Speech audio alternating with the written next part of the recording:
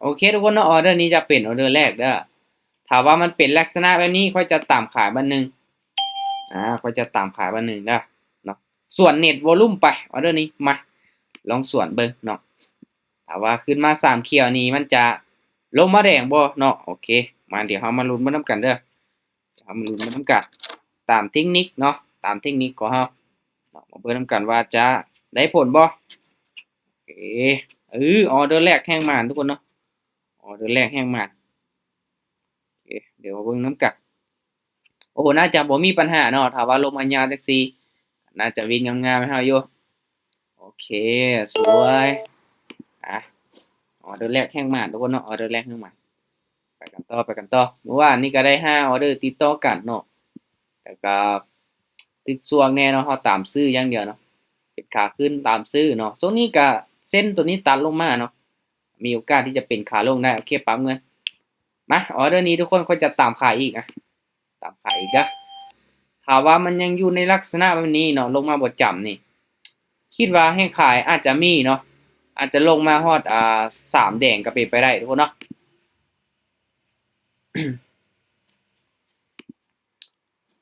โอเคมาเดี๋ยวมาลุ้นมานํกันเด้อว่ามันสิลงมา3แดงได้บ่เนาะอ่าถ้าว่าเป็นแท่งๆน้อยแบบนี้ก็อันตรายทุกคนเนาะอันตรายอยู่เด้ลงมาก็นิ่งไว้ก่อนลูกนิ่งไว้ก่อนโอ้เรียบร้อยเลยเห็นบ่กราฟขึ้นไปทุกคนเนาะโอเคบ่ได้ทุกคนเนาะแสดงว่า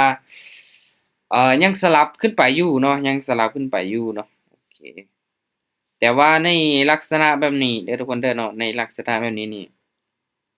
เราสามารถตามขายได้เนาะถ้าว่าเส้นตัวนี้ยังขนานกันอยู่นะยังขนานกันลงมาจังซี้โอเคปรับเงินมาออเดอร์นี้เด้อทุกคนเด้อโอเคขายบั้นหนึ่งขายบั้นหนึ่ง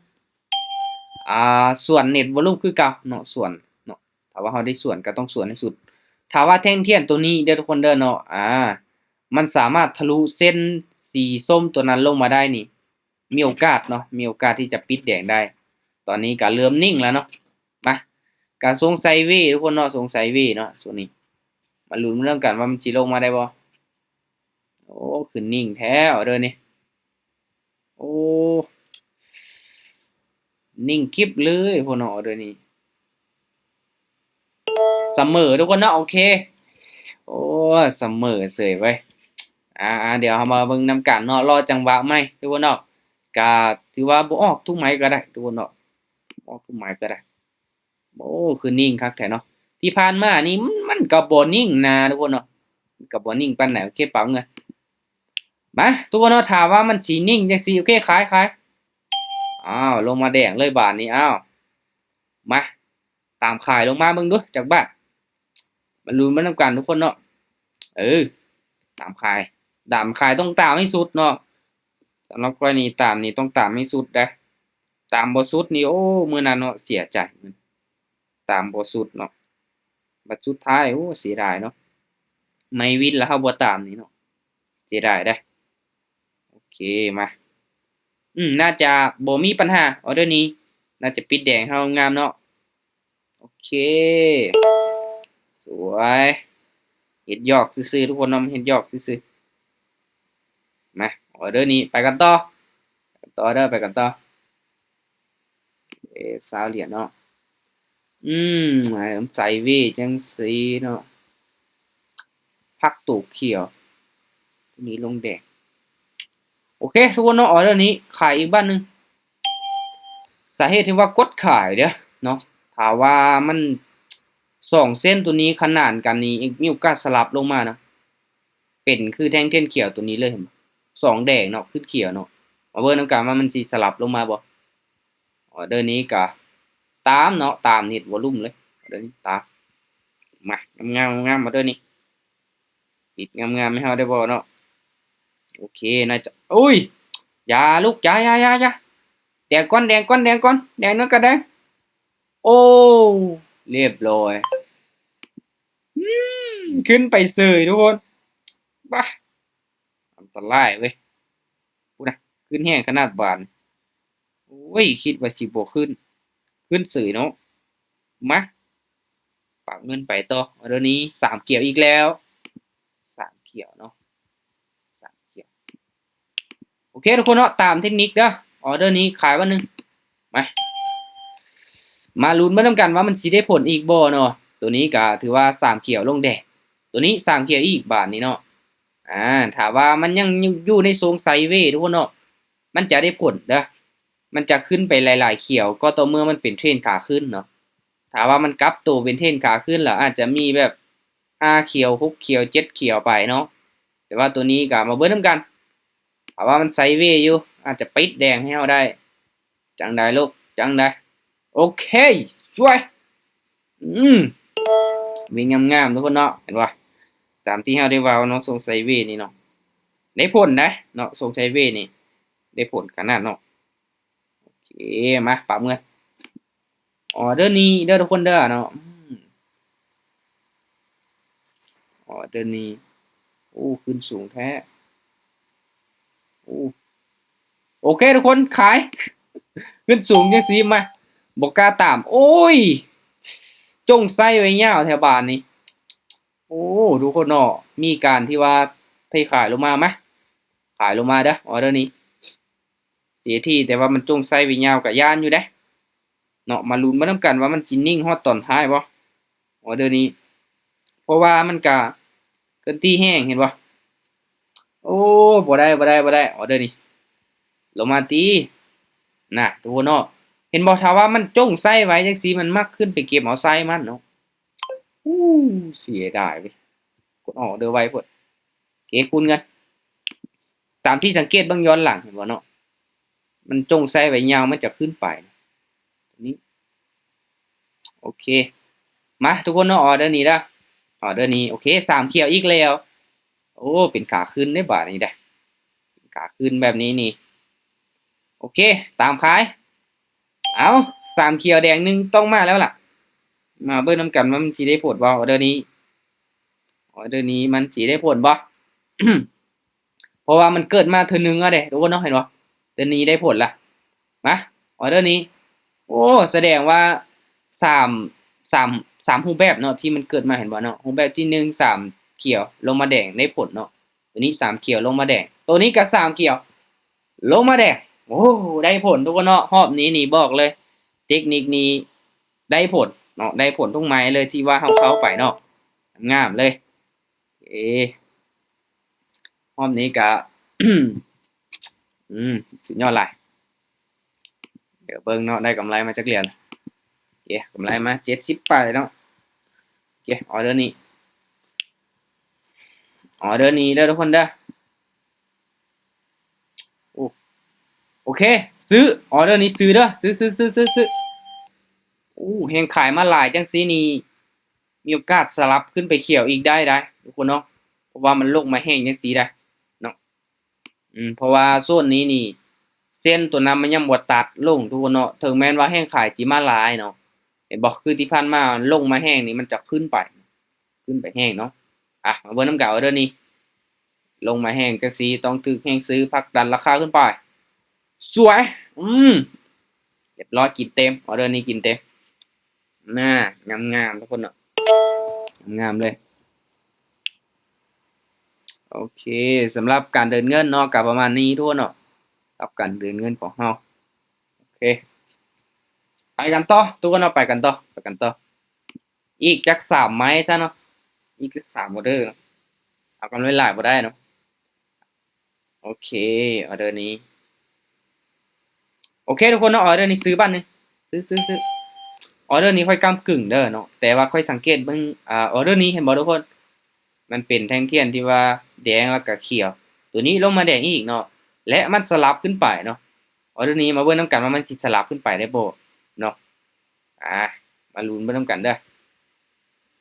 แต่ก็เสี่ยงอยู่เนาะโอ้ค่อยๆขยับลงมาแบบนี้จังได๋ลงขึ้นไปได้บ่โอ้ออเดอร์นี้บ่ขึ้นทุกคนบ่ขึ้นเนาะโอเคโอ้เวลาเบิดแล้วจังขึ้นไปแสดงว่ามันเป็น2แดงทุกคนเนาะมันจะลงมาล่ะมันต้องลงมา2แดงโอ้เริ่มแล้วเนาะบาดนี้เนาะเริ่มมีแฮงขายเข้ามาแล้วบาดนี้สวิงแห้งแท้เด้อนี่ ปรับเงินโอเคทุกคนเนาะถามว่าออเดอร์นี้เป็นแท่งเทียนแดงเด้อค่อยจะตามซื้อมา3แดงเขียว1ต้องมาแล้วล่ะบาทนี่มาลุ้นมานำกันเด้อว่ามันสิได้ผลบ่เนาะมันสิได้ผลให้เฮาบ่ค่อนข้างที่จะแม่นยำทุกคนเนาะโอ้งามเลยได้ผลขนาดเนาะเห็นบ่ขนาด3เขียวมันยังลงมาแดง3แดงก็ต้องขึ้นเขียวอีกเนาะมากำไรงามๆแล้วเด้อนี่การันตีโอเคงามๆทุกคนงามๆโอเคสวยนิ่งไว้เรียบร้อยทุกคนเนาะเรียบร้อยมาไปกันต่อสำหรับออเดอร์นี้วินเนาะอีกออเดอร์นึงมาวินอีกออเดอร์นึงเขาจะพักเนาะพอใจละโอเคออเดอร์นี้แทงเทียนกี่ไลท์โอเคทุกคนออเดอร์นี้ขายเด้อขายบ้านนึงบ่ค่อยงามไว้ออเดอร์นี้ย้ำมันลงมา2แดงคือที่ผ่านมาตัวนี้ก็ลงมา2แดง3แดงเนาะถึงแห้งขายเทลงไปเนาะขึ้นไปต่ำเส้นตัวนี้ละครับโอ้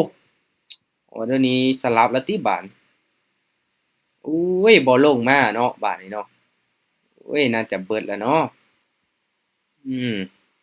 โอเคแสดงว่าได้ผลเนาะเน็ตวอลลุ่มได้ผลลงมาทันบ่อีกหน่อยนึงอึ๊บบ่ทันซ้ำทุกคนเนาะโอ้เสียดายโอเคบ่เป็นหยังมาเฮาก็คูณเงินคือเก่าบ่เนาะคูณเงินคือเก่าเด้อถ้าว่าวินอีกออเดอร์นึงก็โอเคจะได้ตามเป้าเนาะถือว่าเป็นเทคนิคสลับทุกคนเนาะปิดไมค์ในเด้อเนาะปิดไมค์ในเนาะใครเปิดไมค์เนาะออเดอร์นี้เด้อทุกคนเด้อตามขายใครเปิดไมค์ไปเดี๋ยวเบิ่งก่อนอ๋อโอเคแป๊บหนึ่งนะ